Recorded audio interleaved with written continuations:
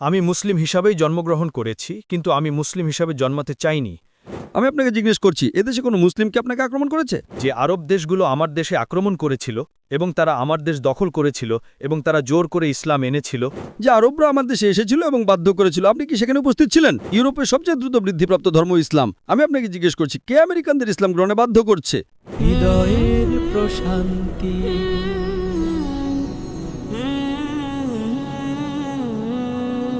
আমি প্রথমেই এখানে আসার জন্য ধন্যবাদ জানাতে চাই। আমার নাম পুয়া, আমি নাট্যকলা বা ড্রামার ছাত্র এবং আমি ইরান থেকে এসেছি। ইরাক নয়, ইরান, যার পুরনো নাম পারস্য।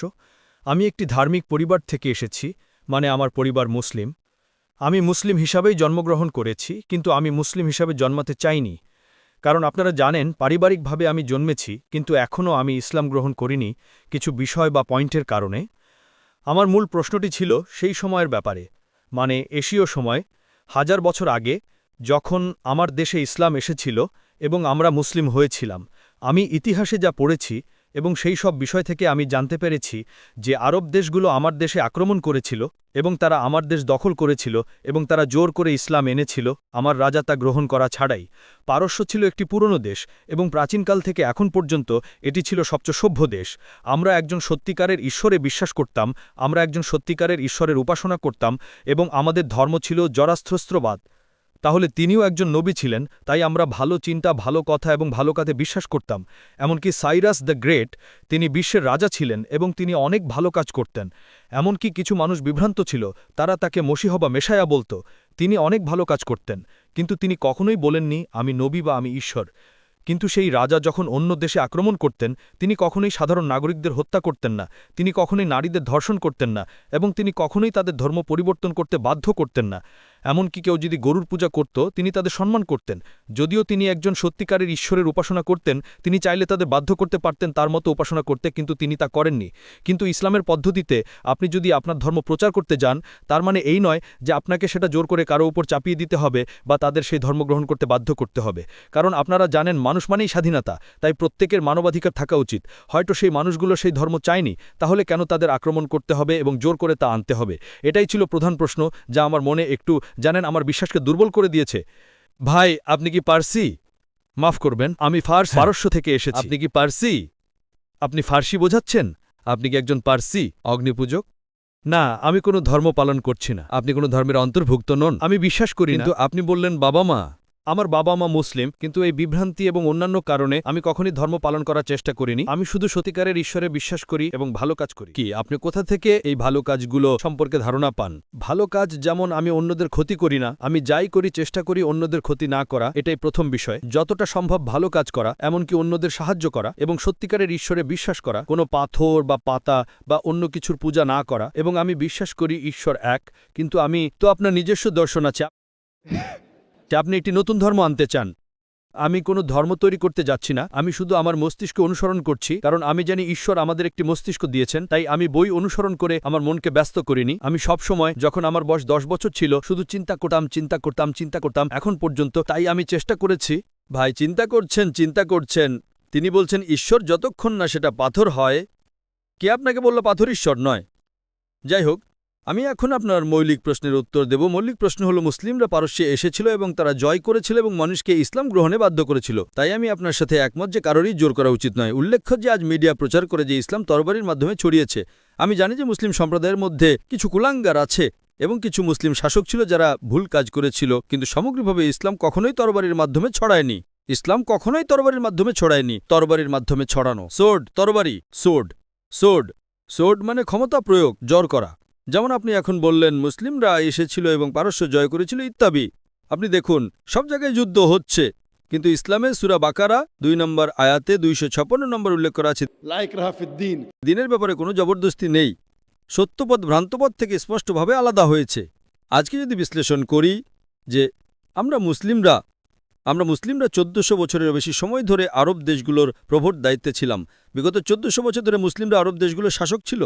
কিছু বছরের জন্য ব্রিটিশরা এসেছিল, কিছু বছরের জন্য ফরাসিরা এসেছিল, কিন্তু সামগ্রিকভাবে মুসলিমরাই আরব ভূমির শাসক ছিল। তবুও আজ সেখানে 90 লক্ষেরও বেশি খ্রিস্টান আছে যারা কপটিক খ্রিস্টান, তার মানে তারা বংশ পরম্পরায় খ্রিস্টান। মুসলিমরা যদি চাইত, তারা আরব ভূমির সবাইকে তরবারির ডগায় ইসলাম গ্রহণে বাধ্য করতে পারত, এই 90 লক্ষের বেশি কপটিক খ্রিস্টান সাক্ষ্য দিচ্ছে যে ইসলাম তরবারির মাধ্যমে ছড়ায়নি।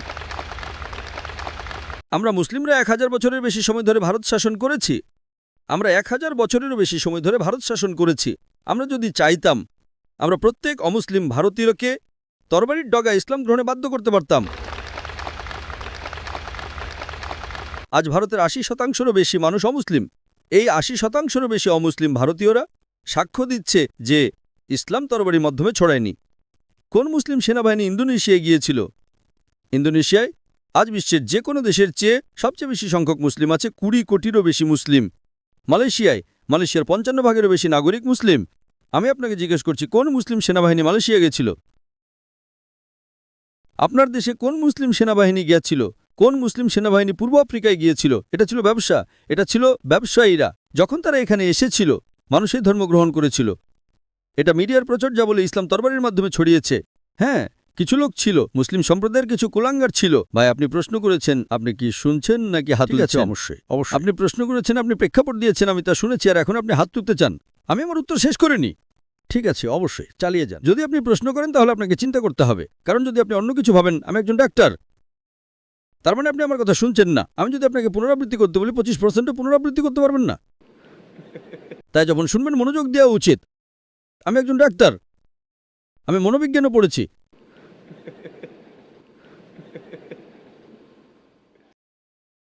তো এটা মিডিয়ার প্রচার। যদি টমাস কার্লাইলকে পড়েন, টমাস কার্লাইল একজন ঐতিহাসিক।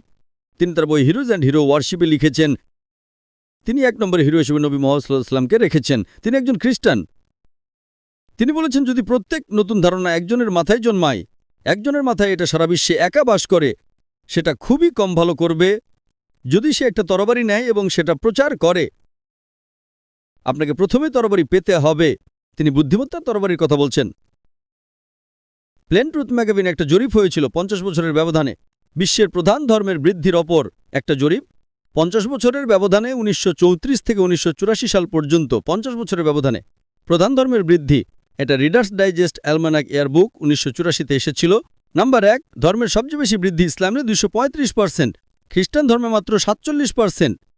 আমি আপনাকে জিজ্ঞেস করছি, 1934 থেকে 1984 সালের মধ্যে কোন যুদ্ধ হয়েছিল যা অমুসলিমদেরকে ইসলাম গ্রহণে বাধ্য করেছিল? কোন যুদ্ধ ছিল? আজকে অতীত বাদ দেন, আজ আমেরিকায় সবচেয়ে দ্রুত বৃদ্ধিপ্রাপ্ত ধর্ম ইসলাম, ইউরোপে সবচেয়ে দ্রুত বৃদ্ধিপ্রাপ্ত ধর্ম ইসলাম। আমি আপনাকে জিজ্ঞেস করছি, কে আমেরিকানদের ইসলাম গ্রহণে বাধ্য করছে? কে ইউরোপিয়ানদের ইসলাম গ্রহণে বাধ্য করছে? আপনি তখন জন্মগ্রহণ করেননি।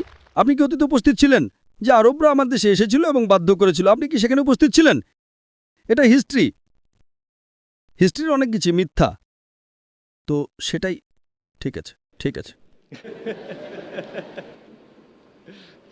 একজন বিখ্যাত ঐতিহাসিক ডিলিসিও লেয়ারি তিনি তার বই ইসলাম এট দ্য ক্রস রোডসে পৃষ্ঠা নম্বর 8-এ লিখেছেন যে ইতিহাস এটাকে পরিষ্কার করে দেয় যে ধর্মান্ধ মুসলিমরা সারা বিশ্বে ছড়িয়ে পড়ে তরবারিটাকে ইসলাম চাপিয়ে দিচ্ছে। এই কিংবদন্তিটাই হচ্ছে সবচেয়ে চমৎকার এবং অযৌক্তিক মিথ বা গল্প যা ইতিহাসিকরা পুনরাবৃত্তি করেছেন। কে বলেছেন? ডিলেসিও লেয়ারি।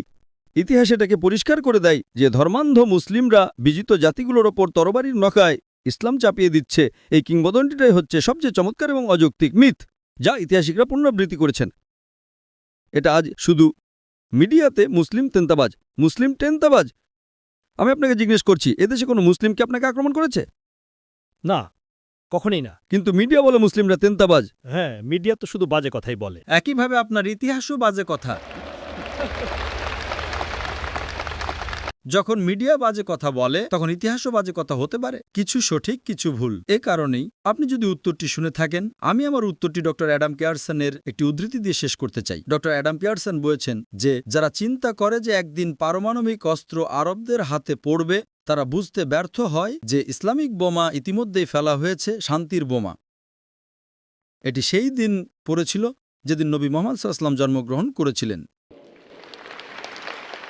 উত্তরের জন্য আপনাকে ধন্যবাদ ডাক্তার, কিন্তু পয়েন্ট হলো আমি সঠিক উত্তর পাইনি, কারণ সেটা মিডিয়া নয়, সেটা ইতিহাস। এবং ইতিহাস এমন কিছু নয় যা ভুলভাবে লেখা যেতে পারে, কারণ যদি এটা ভুলভাবে লেখা হয় তবে তা পরিবর্তন করা যেতে পারে, কিন্তু সারা বিশ্বে ওটাই ছিল সত্য ইতিহাস এবং এটা লেখা আছে প্রতিটি। আপনি ডিলেসিও লেয়ারির উদ্ধৃতিটি শুনেছেন?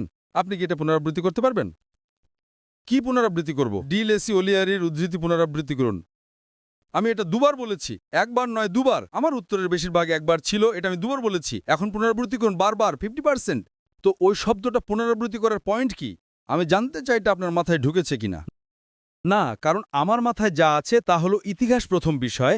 আমি আপনাকে জিজ্ঞেস করছি, আপনি কি সেই বিবৃতিটি পুনরাবৃত্তি করতে পারবেন যে উত্তর আমি আগে এখানে দিয়েছিলাম? যদি আপনি পুনরাবৃত্তি করতে না পারেন, তার মানে আমার উত্তর পুনরাবৃত্তি করা আমি আপনার কথা শুনছি। আপনি বলছেন পুনরাবৃত্তি করতে, সেটা হলো আপনি আমার কথা শুনছেন না, আপনি অন্য কিছু ভাবছেন। আপনি কি পুনরাবৃত্তি করতে পারবেন? না, আমি পারবো না। আপনি কি ডিলেসি ওলিয়ারি, একজন বিখ্যাত ইতিহাসবিদের বিবৃতি পুনরাবৃত্তি করতে পারবেন? আমি এটা তৃতীয়বারের মতো বলছি, শুনুন। এটা শুনুন এবং লাইনের পেছনে যান। ডিলেসি ওলিয়ারি বলেছেন যে ইতিহাস এটি পরিষ্কার করে যে ধর্মান্ধ মুসলিমরা বিজিত জাতিগুলোর উপর তরবারির ডগায় জোর করে ইসলাম চাপাচ্ছে। এই কিংবদন্তিটি হল সবচেয়ে চমৎকার এবং অযৌক্তিক মিথ যা ইতিহাসবিদরা কখনো পুনরাবৃত্তি করেছেন। ওলিয়ারি বলছেন ইতিহাস মিথ্যা বলে আসছে, আর আপনি বলছেন ইতিহাস। আমি ইতিহাসে বিশ্বাস করি। ডিলেসি ওলিয়ারি বলছেন ইতিহাস যা বলে যে মুসলিমরা তরবারির ডগায় ইসলাম চাপাচ্ছে তা হল সবচেয়ে চমৎকার মিথ যা ইতিহাসবিদরা পুনরাবৃত্তি করেছেন। তাই আপনি মিথ বা কল্পকাহিনী দ্বারা প্রভাবিত হয়েছেন। তাই এখন ভাবুন এটা একটা মিথ এবং এটা ভুলে যান আর সত্য বিশ্বাস করেন। সত্য হলো আপনি কোরআন পড়ুন এবং ইনশাআল্লাহ আমি চাই আপনি ইসলামে ফিরে আসুন। আপনার